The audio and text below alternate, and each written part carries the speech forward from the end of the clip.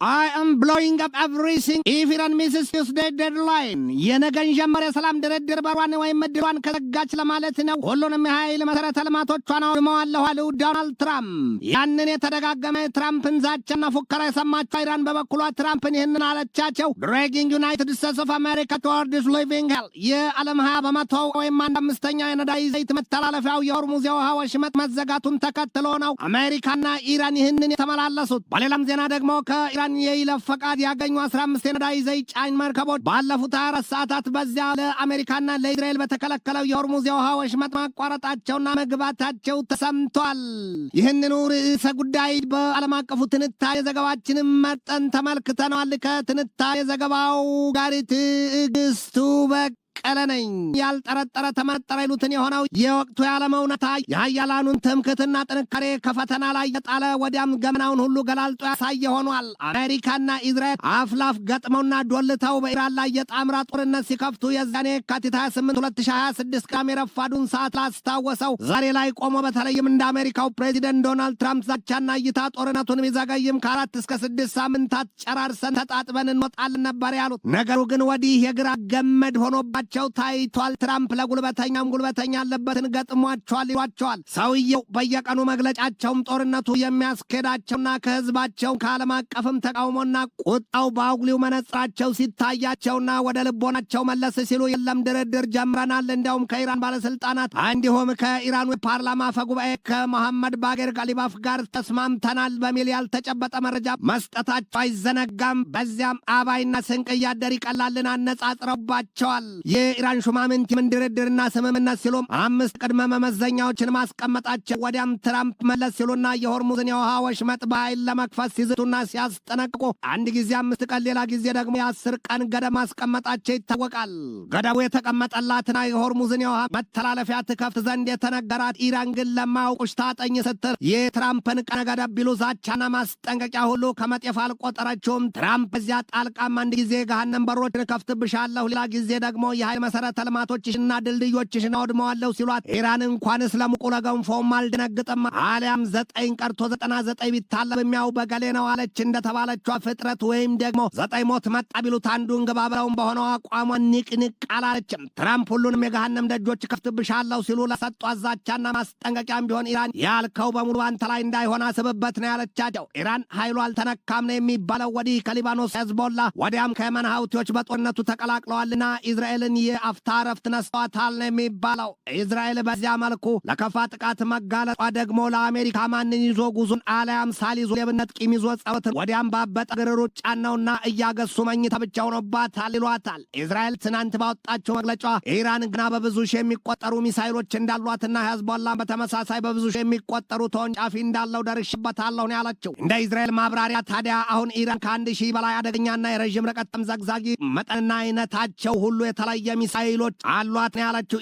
እስራኤል ከሊባኖስ ምድር ድንጋይ ነቅሶ የሚተገትጋትን ሄዝቦላንም ቢሆን ከ10,000 በላይ ተወንጫፊዎች አሉት ስትል አስረግጣለች። እናም እስራኤል ቁርጧን አውቃለችና ጦርነቱ ለበርካታ ወራት ሊራዘም እንደሚችል መገንዘቡ አልቀረም ነው የተባለው። ብሉምበርግ የእስራኤልን ሹማምንት ዋቢ አድርጎ ባሰራጨው ዘገባው ኢራን በቀጥታ እስራኤልን ነድለው የሚጥሉ ማዕተኛና መቅሰፍተኛ ከ1000 በላይ ሚሳይሎችን ከሳም በኋላ አነጣጥራ ማዘጋጀቷን ምላጭ መሳብ ብቻ እንደቀራት ተረድታለች ነው ያለው። የእስራኤሉ አየር ኃይል አዛዥ ከሀገሪቱ የቻናል 12 ጋር በነበራቸው ሰፊ ቃለ ምልልስ ነው ኢራን የዚያን ያህል ገና ያልተነኩ የረዥም ርቀት ተምዘግዛጊ ሚሳይሎች አሏት፣ ሄዝቦላም ከ10,000 በላይ የአጭር ርቀት ተምዘግዛጊ መሳሪያዎች እንዳሉት የገለጡት። ሰውየው አንድ ጊዜ ቅጭም አንድ ጊዜ ደግሞ ፍትት በሚለው ግንባራቸው የውስጣቸውን ስሜት እየገለጡ ይህንን አሉት። to bring it to zero a lot of resources will have to be invested ይህንን ተናገሩና እንደ መባነን ብለው ደግሞ ቀጣውን አስከተሉ። የኢራንና የሄዝቦላን ኃይል ቢሉ የጦር መሳሪያ ብቃት ማጠናቀቅ ወይም አውድሞ መጨረስ አይቻልም። ቃል በቃልም frankly it will not reach zero ነው ያሉት። ኢራን በእስራኤል ዘልቃ በፈጸመች የትናንትናው ጥቃቷም የእስራኤልን የድሮን ማምረቻ ፋብሪካ ወይም የሰው አልባ የጦር አውሮፕላኖች ማምረቻ ፋብሪካ መምታቷ ሲሰማ በዚያ ጥቃት ስለደረሰው ጥፋትና ውድመት ግን ይህንን ዘገባ እስካጠናቀርሁበት ጊዜ ድረስ የወጣ መረጃ አላገኘሁም። ኢራን በስልት እየተጓዘች ነው ይሏታል። ያውም የአሜሪካና የእስራኤልን የጦር መሳሪያና የውጊያ ስልትም ብቃትም ስሌትም ለተቀሩት ባለጋሮቻቸው ገላልጣ በማሳየት ወዲያም የአሜሪካን ኃይል ያዳከመች ስለመሆኑ የሚያሳዩባት ብዙዎች ናቸው። የአሜሪካው ፕሬዚደንት ዶናልድ ትራምፕ ኢራንን ይህንን አደርጋታለሁ ያንን እያሉ ሲፎክሩና ሲያስጠነቅቁ ኢራን ሙያ በልባሊያም የሚናከሱ ሻይ ጮም ያለች መሰል ዛሬም ከጸናው አቋም አልተነቃነቀችም ይሏታል። የሊባኖሱ ሂዝቦላም በበኩሉ ትናንት ባወጣው መግለጫው የእስራኤልን የጦር መርከብ መትቻታለሁ ነው ያለው። ይሁንና የእስራኤል ጦር ኃይል የሂዝቦላን መግለጫ ከእውነት የራቀ ሲል አጣጥሎታል። ሂዝቦላ የዚያን መሰከባት ጥቃት በእስራኤል ላይ ሰንዝሮ የእስራኤልን የጦር መርከብ መምታቱን ሲገልጥ ከዚህ ቀደም እንደ አውሮፓውያኑ አቆጣጠር በ2006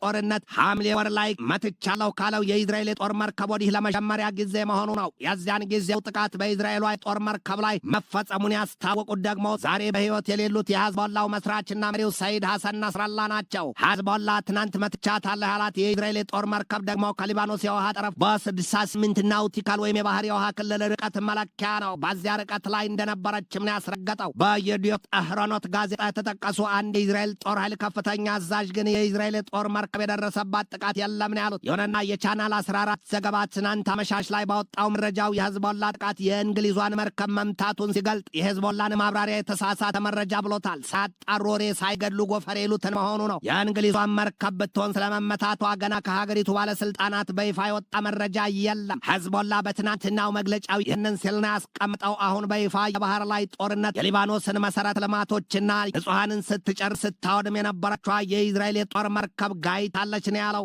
ዎቺት ባርንሲል። ኢራን የእስራኤልን የኢንዱስትሪ ተቋማት ለሶስተኛ ጊዜ መምታቷም ነው የተገለጠው። የእስራኤል ጦር ኃይል ከሀገሪቱ የሚሳይል መከላከያዎች አምልጦ የኔዮት ፎቫቭን የኢንዱስትሪ መንደር ስለመታው የኢራን ሚሳይል እያጣራ መሆኑን የተሰማው።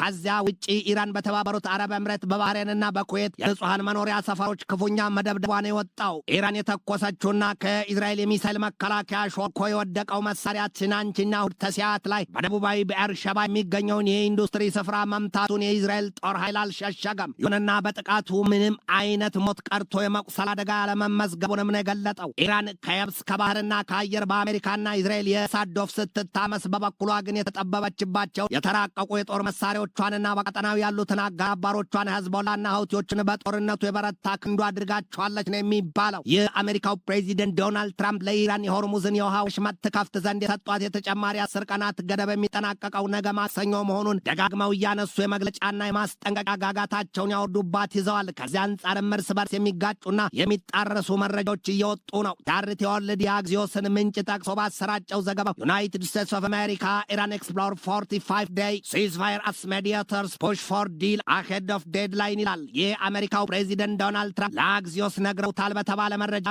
አሜሪካ በጥልቅ የድርድር ሂደት ላይ ናት ነው ያለው። ያንን ተከትሎም አሉ ሰውየው ትራምፕ there is a good chance but if they don't make a deal I'm blowing up everything over there ነው ያሉት። ከሳሽ የተከሳሽ ልብ ቢያውቀው ኖሮ ከቤቱ የማይወጣም ነበር ይሏል አበው። አሁን ሊጠናቀቅ በቀረው የሰዓታት ዕድሜ ገደብ በኢራንና በአሜሪካ መካከል ድርድሩ በሁለት መንገድ ይደረጋል ነው የተባለው። አንደኛው በፓኪስታን በግብፅና በቱርክ አማላጅነት፣ ሁለተኛው ደግሞ በአሜሪካው ልዩ መልእክተኛ ስቲቭ ዊትኮፍና በኢራኑ የውጭ ጉዳይ ሚኒስትር ሰይድ አባስ አራግቺ ቀጥተኛ የስልክ ውይይት ይሆናል ነው የተባለው። አደራዳሪዎቹም ቢሆኑ በሁለት ነገሮች ላይ እምነታቸውን አሳድረዋል ነው የተባለው። ያውም አንደኛው ኢራን የሆርሙዝን የመርከቦች መተላለፊያ የውሃ ቀጭኖ ሽመጥ እንደምትከፍትና ሁለተኛው ደግሞ ኢራን በከፍተኛ ደረጃ ያብላላችውን ዩራኒየም እንደምታስወግድ። ኢራን ደግሞ የጋዛ ሰርጥና የሊባኖስ መሰል በወረቀት ላይ ብቻ የቀረና የሰፋ ድርድር ጥንቅር ይበልብኝ ነው ያለችው። ኢራን አሜሪካና እስራኤልን ምን ቢደራደሩና ቢስማሙ ከጠላትነታቸው አይርቁም፣ እነርሱ ድመት መንኩሳ መሏና ትረሳ ናቸው ስትላቸው፣ በአንጻሩ እነርሱም አሜሪካና እስራኤልም ኢራንን ያሉትን ሁሉ አድርገናል ብትል አምኗትም አመንዝራ ካሏት ብትቆርብም አምኗት ናትን ያሳዩባታል። ይህ መረጃ ከወጣ ከጥቂት አፍታ በኋላ ደግሞ የኢራኑ አብዮታዊ ዘብ ኃይል ወጥቶ ይህንን አለ። The situation on the Strait of Hormuz never returned to what it was before the war ነው ያለው። በአሜሪካ በእስራኤልና በኢራን መካከል ጦርነቱ ሳይጀመር እንደነበረው የሆርሙዝ የውሃ ወሽመጥ የአሜሪካና የእስራኤል መፈንጫ አይሆንም፣ በዚያ መስመር ዳግማ ይሄዱባትም፣ ያስጣሉት እናታቸውን ጡት ያድርግባቸው ሲል ምሎ መገዘቱን የተሰማው። ኢራን ትናንት አመሻሹን በሰጠችው ጠንካራ መግለጫዋን ትራምፕ ለተናገሩት የገሃነም በሮች መክፈት ዛቻ ይህንን ስትል መልስ ሰጥታቸዋለች።